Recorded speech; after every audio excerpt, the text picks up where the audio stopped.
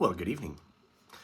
I wanted to start off with the release of this album to talk a bit about how the album actually came to fruition and what how it actually started. I live in Brussels now, and as an expat, we kind of move around a lot. But before we lived in Brussels, we were in West London in a community called Ealing, and there was a phenomenal open jam there. There are many all over London, but the one I frequented, because it was only a few blocks from my house, fortunately, was at the Castle Inn on South Ealing Road. It was a great pub, great people, and incredible talent. And I've never quite experienced an open jam, open stage like that with such passionate young musicians, young and old, as well as just an atmosphere for really nurturing for songwriters and budding musicians who just wanted to make connections. So I made a whole bunch of friends there over the many Thursday nights. And one night I was having a beer with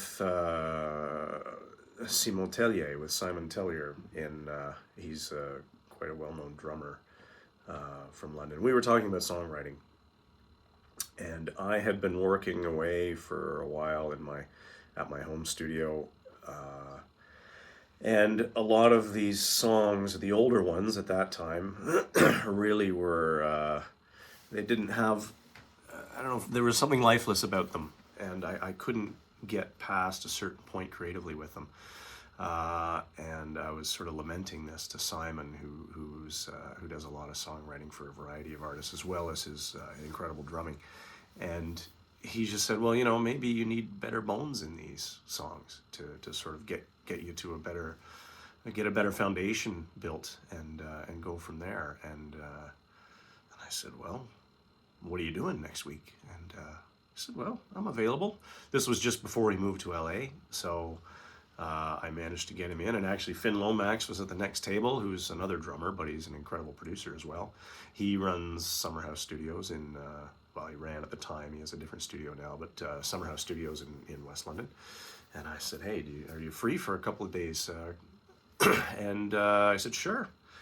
So, and that's where it started. I threw some final arrangements together on some of these songs to make them sort of more better prepared for a drummer to latch right onto without a lot of pre-production and rehearsals. So we met in the studio, and yes, Simon nailed it. We got several songs done that day, and we followed it up with another session with Lucas Parlato, again at Summerhouse. And yeah, once I listened back to these songs, there was a whole new life added to them that just wasn't there before, and I could envision what the song could sound like at the end of the project. So, which with a lot of these songs, I never really thought. I thought it was just a fluid thing, but once he had his drums on it, I could see the end of the tunnel. So yeah, that's where it all started. And it wasn't necessarily just about those songs at that time, because it inspired the rest of the project, because there were many songs on the album that were written after that.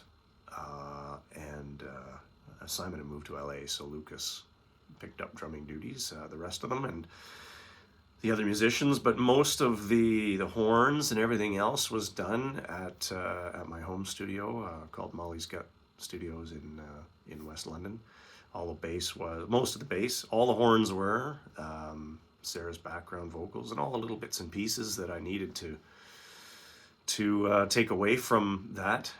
And really, when I embarked on it, it was, it had been a long time in my life since I had been inspired musically, before I came upon this open stage and met these other musicians. So at that time, I was preparing to leave London. We knew we were going to be going to Brussels, and I just thought, well, what a way to sort of commemorate that experience to myself than to get all these musicians together and record something.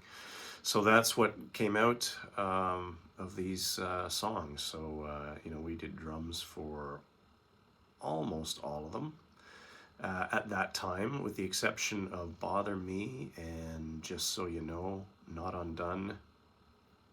I think that's about it.